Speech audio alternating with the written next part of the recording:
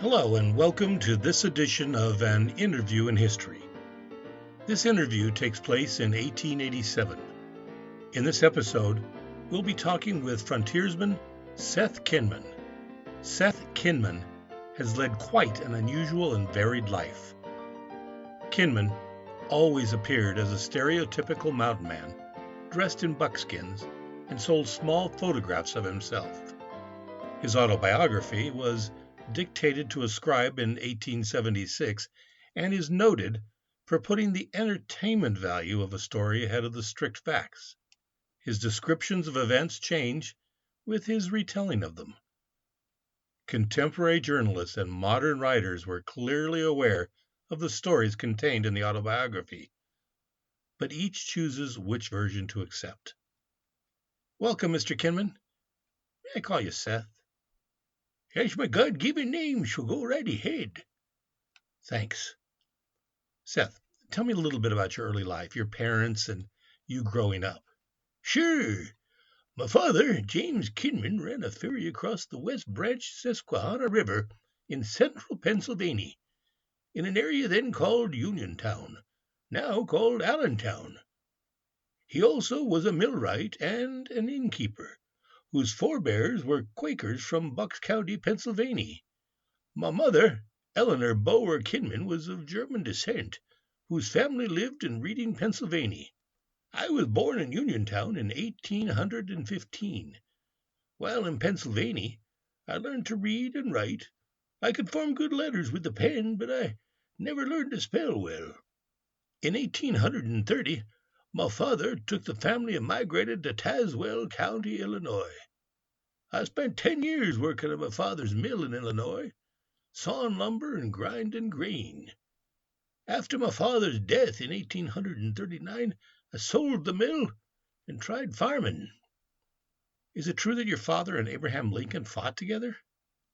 As far as I can recollect, my father fought in the Black Hawk War in Illinois in 1832. My father and Abe Lincoln fought together in the war, became friends afterwards. And then I met the future president during Lincoln's circuit riding days in Illinois. During this time period, my father acquired a rifle known as Old Cotton Bale, and I've kept that rifle throughout my life.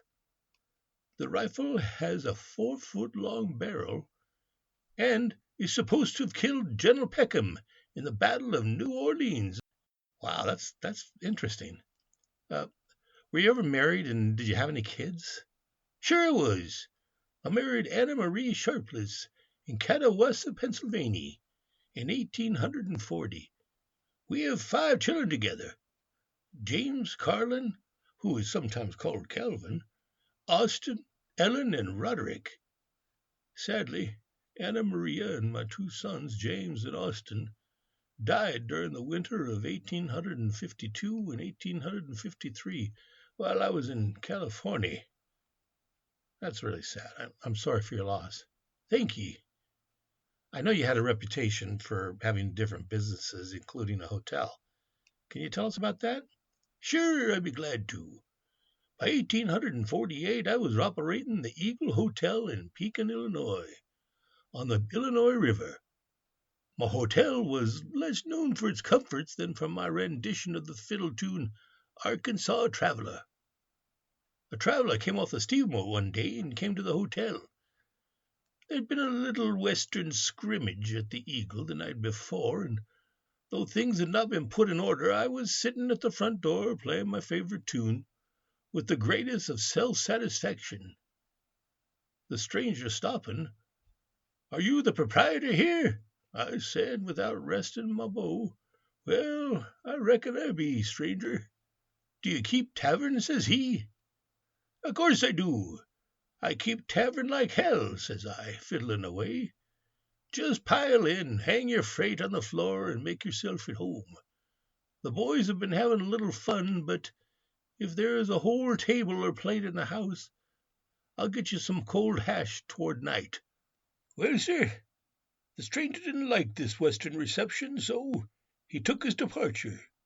I heard somewhere that you made some sort of rescue. What was that all about? Well, sir, during a gale on the night of January 5 and 6, 1860, I was alerted by distress signals from a steamship, the Northerner, which had been breached by a submerged rock. I tethered myself to the shore and waded into the surf to rescue passengers. In all, 70 people were saved by various means, and 38 people perished. I was hailed as a hero and awarded a Bible and a free lifetime passage on the Pacific Mail Steamship Company's ships. I understand you also hunted to feed the troops. Yep, I did. In 1853, I started working as a hunter, feeding U.S. troops in Fort Humboldt, and while at Fort Humboldt I met future President Ulysses S. Grant and future General George Crook. About this time I also brought the first herd of cattle to Humboldt County. I brung back my 2 remaining children and mother as well. Now that's interesting. Seth, I read once an account by Oscar Penn Fitzgerald describing how he saw you, and I found it quite interesting. May I repeat it here? Sure, go ahead. Fitzgerald said that your eyes made a special impression on him. Decades later, he compared your eyes to those of the California bandit Tiburcio Vasquez. He said that his eyes were nature's special label of one of her malignant creations. Only in 2 other human beings have I ever seen such eyes as those. It was the eye of a wild beast, the baleful glitter you have seen in the eyes of snakes, panthers, catamounts, or other creatures of the reptile or feline kind. What do you think about that? Yep, it's a pretty good description of me, all right. I understand you made several crossings to the West Coast as well. Yep, I sure did. In the course of 6 years, 1849 to 1854, I crossed the Great Plains, Rocky Mountains, and the Sierra Nevada Mountains 5 times, traveling mostly on foot. Good grief. That certainly couldn't have been easy, and yet you survived to move on to yet another career, making interesting chairs. Can you tell us about that? Sure, I'd be glad to. The chairs were made from elk horns and grizzly bear skins and given to U.S. presidents. I gave them to James Buchanan, Abe Lincoln, Andrew Johnson, Ulysses S. Grant, Rutherford Hayes, and Grover Cleveland. You know, I had a special relationship with President Lincoln, appearing in at least 2 of Lincoln's funeral corteges, and I witnessed Lincoln's assassination. You were in the theater the night of the assassination? Sure was, and I witnessed the murder. I also escorted Lincoln's body on its way to burial as far as Columbus, Ohio. On April 26, 1865, the New York Times described me in the funeral cortege in New York City. They said, much attention was attracted to Mr. Kinman, who walked in full hunting suit of buckskin and fur, rifle on shoulder. Mr. Kinman, it will be remembered, presented to Mr. Lincoln some time ago a chair made of California elk horn, and continuing his acquaintance with him, it is said, enjoyed quite a long conversation with him the very day before the murder. Very proud of that. And then, I understand you opened a museum? I did. In 1885, I opened a museum in Los Angeles with my sons Carlin and Roderick. I first used the large number of elk horns shed near my farm every year to create a fence.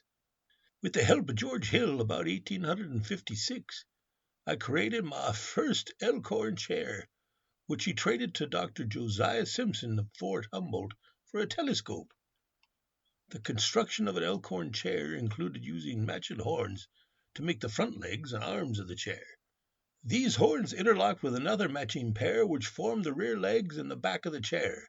An elk hide seat was added, along with actual elk feet as the feet of the chair, and then the horns were connected beneath the seat. Well, Seth, this has been one very interesting interview, and I'm glad I had the opportunity to meet and talk with you. Thank ye. It's been my pleasure.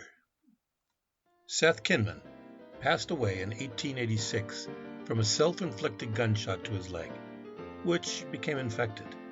He was ultimately buried in his buckskin clothing. I hope you enjoyed this week's interview in history. Next week, we'll be talking with the First Lady of Aviation, Amelia Earhart. Thank you for joining us, and until next week, take care.